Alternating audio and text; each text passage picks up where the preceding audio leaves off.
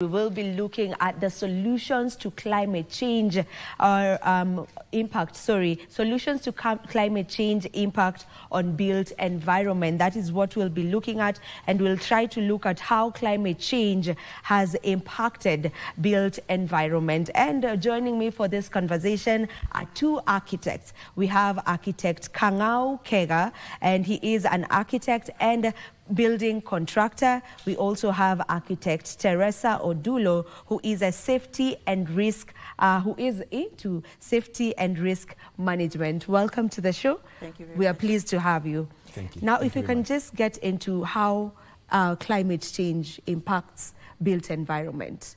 How does it impact built environment? Thank you very much. We are talking about climate change and the building environment. Now, buildings per se are a fabric of the physical space that we as human beings live in. Now, the climate has an impact on our buildings because what happens around the building and what happens to the building through the seasons of the weather have either positive impact or negative impact. Also, the buildings themselves have a contributory factor to the climate because buildings in themselves are ecosystems. So they also contribute to the climate. So it's a two-way thing. It's the climate to the building and also the building to the climate. So that is, it's like I say, a more rounded back-to-back kind of relationship. Yeah. And maybe what evidences are there to show that actually climate change is impacting, you know, built environments? If we even take a step just behind and define what climate change is.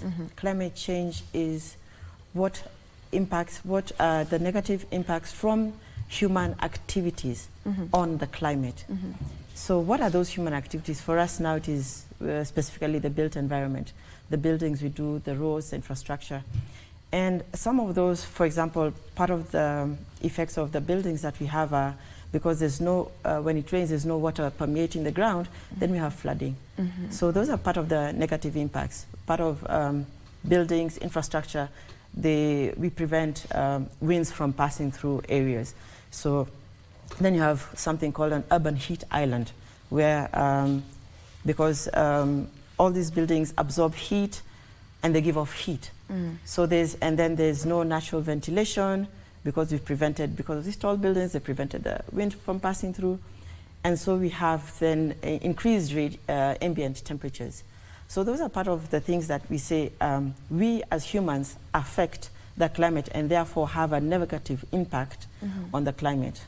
Yes. All right. Now, you've touched on flooding, and that is something that we are just from, you know, battling with or struggling with. Just a few weeks ago, you know, we had the flooding situation in the country, and we saw the menace it caused on our roads. You know, the constructions on our roads seems to not be at par. Matters risk management on, you know, flooding and so on and so forth. So what could be the solutions to such, you know, with our buildings, with the roads? How should how should urban planning be evolved in order to be ready for such, you know, eventualities? Maybe to you. I can start, you know, what we have seen, especially what has happened to the city of Nairobi, is as a result of our human impact on the environment. We were able to successfully, unfortunately, disrupt the normal flow of what we call storm drainage. Now, in our case, we've had over the years, what I would call poor planning. Planning in such a manner that we plan for the present, we don't plan for the future. We've had, like in the last incident, where a flooding that has not been seen in many years. But our institutions, because this falls squarely on what we call institutional intervention, we have laws that have been set up in place, but the enforcement of the same laws, in as much as what do we do to the drainage structures that exist. The other thing is, what do we do to adherence to the building codes? For example, in our buildings we have where you're not supposed to build from one end of the plot to the other end of the plot, such to allow way leaves of drainage water to pass through. We've had situations whereby even contractors will take shortcuts, where when they're doing a road, they'll focus more on what is seen, that is the tarmac, but the drainage which falls, which is underground. Actually, when I was a small kid, I was always fascinated by those big tunnels you'll see under the road, and you're like, what are these things for? But you find probably in the older Nairobi, in this last flooding, that didn't happen. But what I would call the more recent developments, where maybe our institutions did not take that into consideration. We had a lot of water going downstream, and then we didn't have enough infrastructure to deal with that water. So I would say that that has been the problem with that. So when you come also into the building, we have seen several cases whereby our buildings are also not able to withstand what you call the rainwater. We have simple ways like of rainwater harvesting. If, say, I collected X number of liters from the rain and I was able to store Y, that means what will be going off into the surface drainage will be less. Something else also, we've reduced our green spaces. You know, trees, grass, and gardens absorb rainwater. So we know we do a lot of cabro, nice cabro in our parkings, nice cabro in the little space that is left by the buildings. And now this water always will find a way to go downstream. So that has been our biggest issue. Our own human actions that have led to the situation that we saw.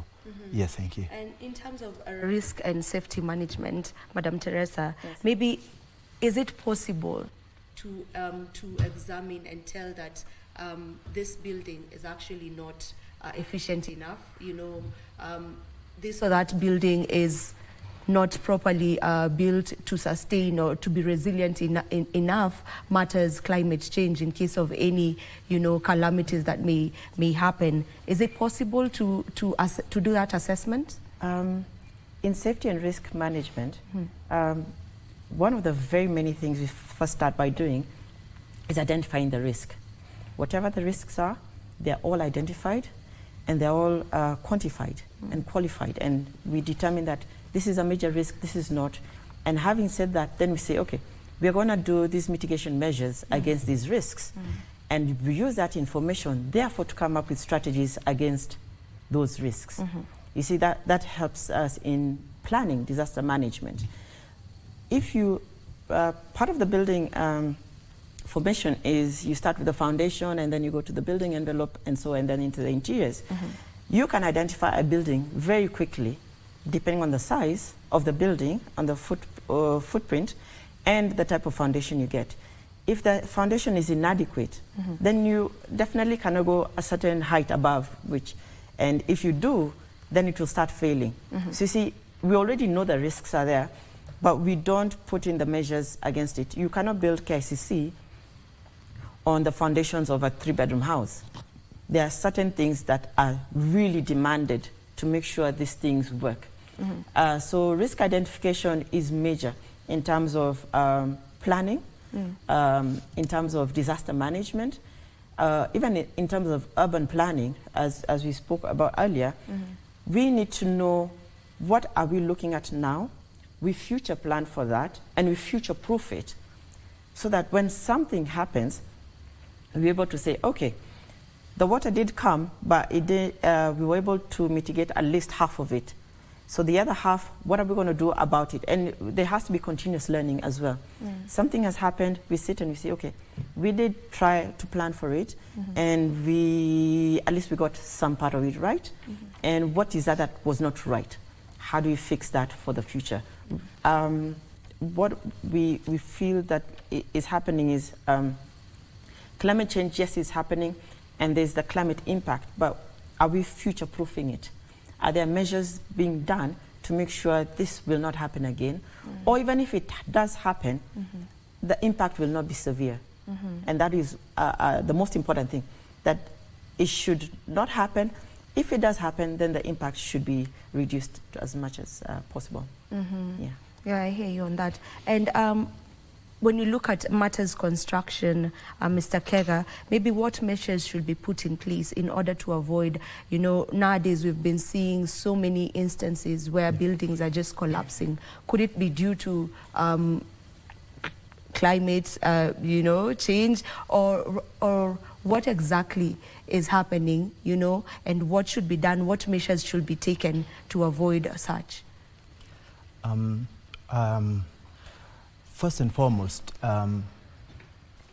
is the reason we have problems that we've seen buildings coming down has been, if you start from the top, there's been a problem at the institutional capacity, institutional intervention. We have codes that have been blatantly disregarded in terms of structural integrity of buildings. And people have gone ahead and built things which are for human occupation in total disregard of building codes. And what has happened is these buildings have come up, people have invested money, and unfortunately the same investors have lost the same money on buildings that have collapsed. So the first and foremost is the following of the building code from us, the consultants, to the enforcer. The second one... And before you even get to the second one, maybe when you're talking about this construction and building codes, what are we looking at, if you can just mention? The building code is a set of rules and regulations that specify to the consultants how design should be done. So if you're doing this X number of square meters, X number of floors, there is what the structure needs to be, there's what the spaces need to be, the sizes, the materials, the construction methodology. For example, concrete. Concrete comes in different classes. So we have the concrete class for foundations, we have concrete class for superstructures, and then steel members, steel sizes, and the materials. On top of that, there is how those materials are brought together into a building. So that put together is what forms the building. But we've had sequentially all these things being disregarded, whereby in the grid to make money, we've had people taking shortcuts. But our institutions have been unable to enforce the same, because if somebody goes rogue, be it a developer, then our institutions should be able, the county government, the National Construction Authority, and even our regulatory bodies, to be able to stop that. The second one now has been about what I can call our buildings' inability to change within time. In this regard, I would call it adaptive design. I'm in a segment of the industry whereby we're in an industry where we are doing what you call modular construction. We look, for example, the way cars have developed. Over time, we have electric cars now, we have automatic transmission, but our buildings have remained the same tradition, the same heavy stone, the same way that we build. So our building should also be adaptive. Even in terms of disaster management, there's something we call frangible architecture, whereby you even design a building. Say, for example, Kano Plains. We know year in, year out, the River Nyando would more or less break the banks if the rain is heavy.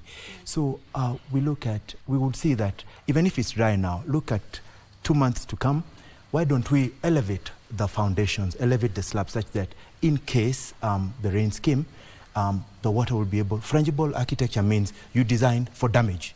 You have structures that you have what we'll call non-core functions of the areas that will be susceptible to damage. And we could elevate those foundations and have the livable spaces slightly above ground, because we had the research that was done. The waters in Kano Plains hardly rise above a meter. I had a discussion with the Secretary General of the Kenya Red Cross Society, and he told me they've done a research and they've seen, that is Dr. Ibrahim, the water never rises beyond a meter. So all we need to do is basically raise the floors of the houses to slightly above a meter, and we'll have all these people not being susceptible to their houses being washed away. As to how they will access the houses during the floods, then that can be a temporary measure. You have ladders and stuff like that. We also have a way that in case you already bought a plot and during this flood and you saw it will flood, then we encourage you to probably consulting an architect, redesign it such that you have non-core functions like storage in the areas susceptible to flooding, and then you can build above that. And when that happens, your sofas, your carpets, and what your electronics will not be affected. If it's storage, you could easily move those things above ground. Yeah. So that is how currently, if you find yourself in the current situation, but we need to plan ahead and not have people building on riparian areas. I would also comment about how our government has dealt with this issue. There was a knee-jerk reaction to, in my opinion, to the flooding, where we had people measuring 30 meters on either side. It is there in law, as I said earlier. The codes exist. But now when we come and start enforcing them in that style, and you chase people out and you come and start demolishing building, because those buildings didn't come up in a day. It was a process. So we would encourage the government, yes, to enforce those codes and enforce people not building in riparian areas, but we'd also like to see it done probably in a more humane way, because so that should be the way. So we talk about adaptive design, but since we are already in the situation today, let us deal with that as my colleague is talking about now, disaster mitigation, because we plan ahead to what will happen, but we deal with the current situation. We do it humanely and know that it's going to happen. Today we are talking about flooding. Probably next time we will be talking about winds. But in Kenya, we've seen generally we are in a very good zone, regionally, worldwide, where we don't have all these cyclones, all these ice things. So our biggest issue is dealing with flooding, and we've seen it over and over the years, and it's something that we could deal with effectively. Yeah, we could plan ahead. We could plan ahead, yes. Yeah, yes, and still on, you've touched on people building on riparian land, and we've seen government coming forward now to just demolish some of these buildings. Maybe for someone who's watching us right now, and maybe they are one of the peoples or whose houses were demolished, and they are wondering why should they demolish it. Maybe if you can just give us the dangers of living or building in on riparian land. Well, first of all, which is the most obvious, is that they get drowned in, and there's loss of property. Loss of property for me is one of the least things. Loss of lives. We don't want children, people losing their lives because of the unfortunate circumstances where they ended up living. What would you encourage them to do is, unfortunately, don't look too hard on your current situation. Just know that the law is there to help you. Part of our laws, the rules and regulations and the building code, is for your safety and for your health. So if you adhere to that, if you do not live, if you do not build along the riparian way live, if you do not live, build in a flood-prone area, then we'll be able to safeguard your life, first and foremost, which is most important. Secondly, your property. Yeah, it's actually for your safety to be able to follow these things. Even for the developers who think, oh, we're going to make a quick buck and build very quickly before county comes in.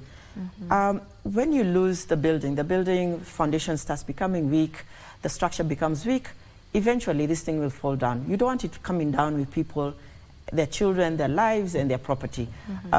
It's very important. It's very, very important to just follow the building code. Yeah.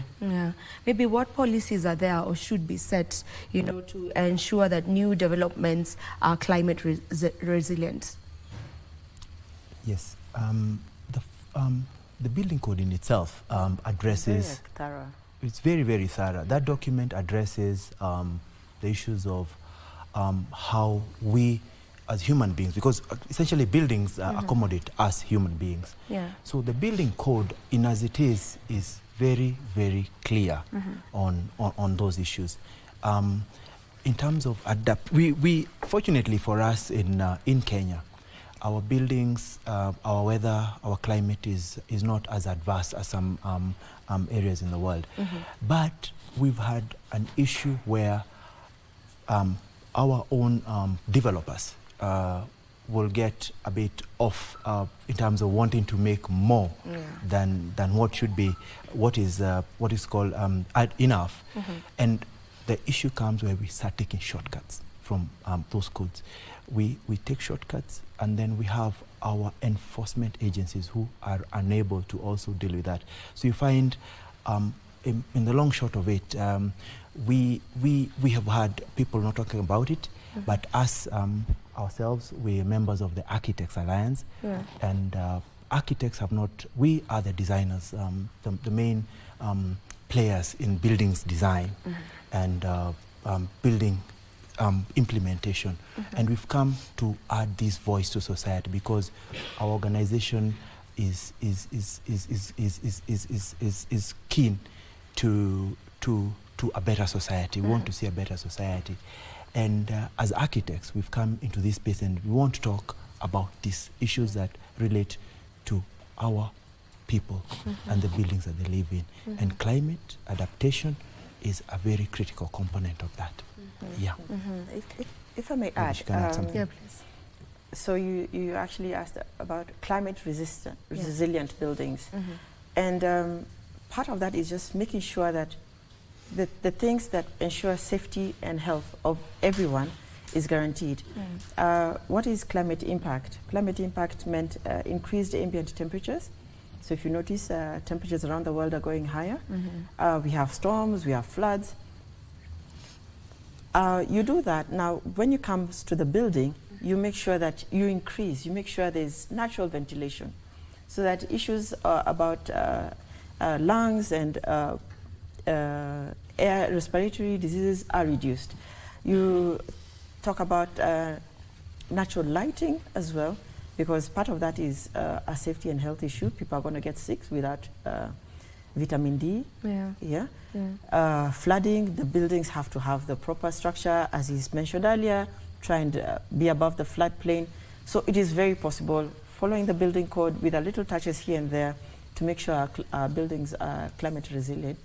Yeah, you've touched on heat actually. You know, we're just talking about floods because that's what we've encountered of late. But actually scientists have predicted that 2024 will be the hottest year in history, in the history of mankind. Can you imagine that? So I guess this is something that we should also try and look at. Maybe what are some of the best practices for retrofitting existing buildings to be able to withstand climate change?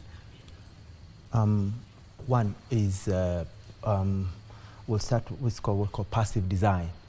Our buildings should be able to probably run themselves, but one of the first steps is we encourage, it's actually there in law, solar, the use of solar energy as a way of powering the buildings. Another second one will be rainwater harvesting. By harvesting rainwater, you conserve the water and you mitigate against the flooding. The other one, which is the most important, and it has a lot to do with our human life, is about natural ventilation. Natural ventilation is a very basic phenomenon. We need to have enough openings to the outside, such that natural we have that ventilation coming in. And then for what you've seen, actually those towers that they're being done, is what you call passive circulation, whereby you have a tunnel effect. That's now a design issue. You will encourage that cold air to come in and hot air to exit, and that in itself will cool the building naturally. So those are design interventions that can be done, and we should be doing them as we plan for that year. So even existing buildings can be retrofitted, whereby we will increase the number of windows. But all these things you're talking about are there and they're existing in the building code. So we've had shortcuts and non-compliance. So who exactly should be held responsible when we have such shortcuts? Now, it goes both ways. It goes both ways. You know, there is usually there is a consultant, the architect, us. We come up with, we'll design it. There is you, the client, the owner of the building. People do nice ventilation, nice windows, and you say, no, let us reduce the windows. I don't want to spend more materials. Budget. And then after that, there is the enforcer, because we could do a fantastic design and it follows all this, but you decide, okay, now you go rogue and you want to do it yourself with the knowledge that you think that you should do. And what happens is the enforcer, because they're the same ones who approve this document. At the point of approval, I can guarantee there is no document that goes to the local authorities, county government, national construction authority, that is defective. They look through it and they keep sending them back to us. No, you did not fulfill this, you did not fulfill this. But what happens is after the approval is done, you have an issue whereby now the implementation becomes a problem. You have rogue developers, and we also have consultants also who are not too keen to follow it through. So all that put together brings up the problems that we have. Yeah. All right. It seemed like you had something to add on to it. Not too much about, because you see, we don't want to blame the developer alone, and yet the enforcer should be there. If you actually see part of the approval process is they're supposed to come and approve every stage of the building development. And they're supposed to come and see the foundation, the structures, the levels, the floors. Be very interested to know when they last did one project like that. It's true. I'd actually just like to add something else. You mentioned about the heat and how to retrofit current buildings. Borrowing from other jurisdictions, and what he said about rainwater harvesting. I've been to places where they actually use the rainwater being collected to cool down the building. So as the water comes down the building and is channeled through pipes that goes through the building, and that eventually cools down the building. And you'll find that during their summers, they're much cooler, yeah? And it goes both ways, so that at some point, you don't have to waste too much in terms of trying to cool the building. You don't have to go, most of the Western world, they use ACs, but that contributes to the carbon footprint, which increases again the ambient temperatures. So if you can use other ways, as we talk about the tunnel effect, natural convention, hot air rises to the top, and we create a way that it will go through. The most primitive way of looking at it is an anthill, and we learn a lot from nature. An anthill is 100% air conditioned by natural ways. So they make sure that air holes are coming through and it goes right up, properly cool. We can borrow a lot from what is around us, nature. And we'll get it. Yeah. What challenges maybe do you as architects in the country go through that you would love to mention? One biggest about perception. This is to our clients, that architectural services are expensive. So it is something that with what has been happening, would like to encourage potential builders that before you take that step, ideally consult the architect. We are I would say, the most experienced technically in terms of giving you advice, because we give you advice, you can hear, but it's about whether you'll take it or not. So in terms of technical advice, we have issues whereby clients perceive architects to be probably elitist and would want to not consult them unless they have to. So we'd like to encourage our society, our people, please kindly, because you're not investing 2 shillings. There's no building that doesn't cost hundreds of thousands. So that money that you're putting in, the best person to guide you is the architect. He will come up with efficient layouts. He will guide you on efficient materials and also guide you through construction methodologies and how you get that done at cost within the required timelines. And eventually what you'll get is so that is a challenge we've had. The other challenge we've had is now within our enforcement agencies. We've had issues, and I would say our counties lack capacity. They lack capacity because the people who are in the technical departments will find that they're inadequate. So we have challenges. And we've said, as the Architects Alliance, we are engaging the county governments to do capacity building, assist them, and in many cases also, like what we've been trying to do with Nairobi County, to assist in their technical committees in going through and assisting them to do what is right. So enforcement is a big issue because there's corruption, you know, in the country. There's impunity. So we'll get the drawings, everything all done properly. But at the point of implementation, that is where we have. Actually, that is the biggest challenge we have as architects. But we have situations whereby buildings are very well designed, but on implementation, because construction is not, you know, it's a lengthy process, bringing different materials together to do the building. That, in fact, I would say that should be our biggest challenge. And I would add, of course, it is my interest that safety and risk must always be looked into.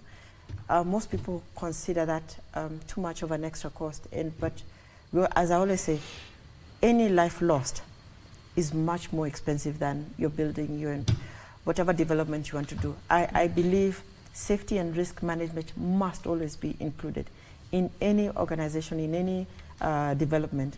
But most people see that as too much of an extra cost, and it ends up being a challenge, because when something does happen, because risks are there, you then mitigate for it, and something does happen, then fixing that, bringing back to good is far more expensive. Yes. Future-proofing. Yeah, future-proofing, as you put it. In planning for, excuse me, how can communities be engaged in planning for climate resilience, probably? Public participation. Yes. The communities, first of all, have elected leaders, right from the what you call the ward level. They have their MCAs, they have their members of parliament, they have their senators, their governors. Those are the people's representatives. Right from the formulation of laws, the leaders of our communities should be able to do that. Secondly, public participation, which is now going back to the communities when buildings are coming up. We have that in-law whereby, say, if you want to do a change of user, you'll take it back to the community and get them to give their feedback on that. As to how that has been done, I would say our leadership could have failed our people, you know, in all levels. And this is a challenge I'm giving to our leaders, because they represent our people. Us, we on the technical side, we are more at the configuration of it. But our people's representatives, who are elected by our people, should be at the forefront in advising at regulatory stage. Then us as consultants, we are also able to, like what we are doing now.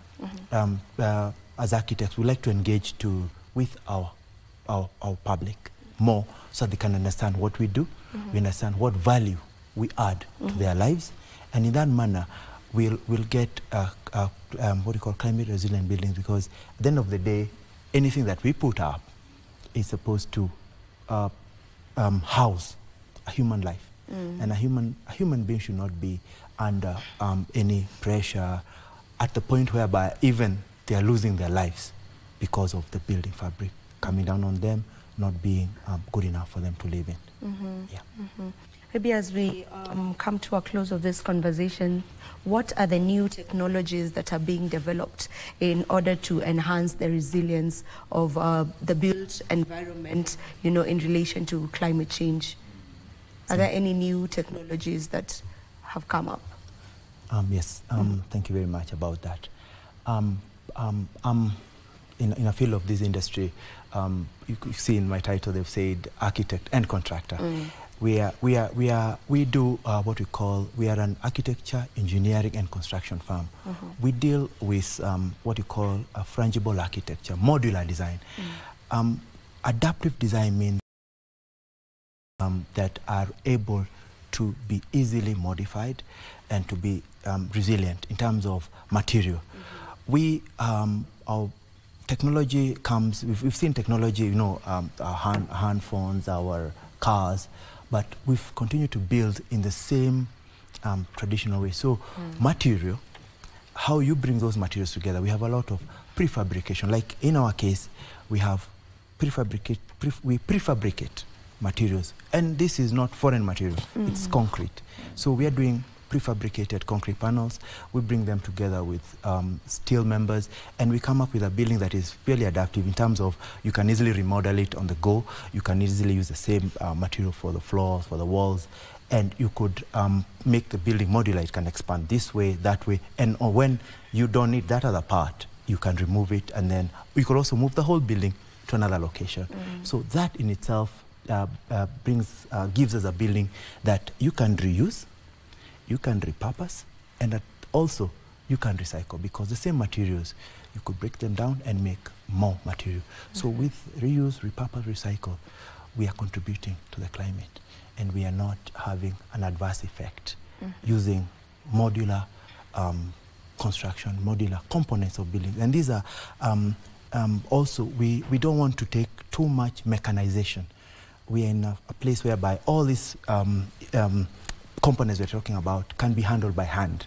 We're using our own workers, our own labor, and this will help, as we have talked about what we're discussing with the Secretary General of the Kenya Red Cross about the canopy planes and elevating the floors.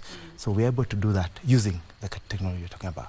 All right. Yeah. There's another school of thought where we are actually looking back towards what our forefathers were using, and you wouldn't believe it, they were climate resilient because use of natural materials, mud, straw, and so forth, were actually more climate resilient. We had cooler structures, and they were warm at night. So there's actually a school of thought which is looking into research for where, quote unquote, our new materials is how to use mud, now formed into brick, and then make it mass produced, so that this is therefore available to people. So the new materials is now becoming an oxymoron. Like, is it really new, or are we going back to the old technologies? Yeah. All right. If I may get your final remarks on this conversation as we put a cap to this conversation. Maybe beginning with you, Mr. Keega. Yes. Ladies. Final remarks. My final remarks. I think we just need to be bold. There should be no fear stepping forward and knowing that we are actually responsible for our future. We have identified what the impact of climate change is to us, and we need to be able to just put in the measures and plan for it, because this thing is here. There's very little we can do apart from buying carbon credits and planting trees and so forth. But as the building fraternity, we need to mitigate these risks and make sure our buildings become climate resilient. Thank you very much. All right, Mr. Keega. I would, in closing, say that what we are doing today is our future generations, and we need to do what we need to do, be it the institutions, be it us, the consultants, and also the developers, the house owners.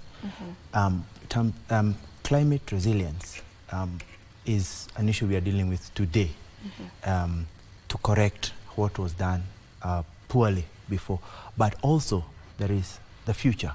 Our generations are waiting on us to do the right thing. Yeah.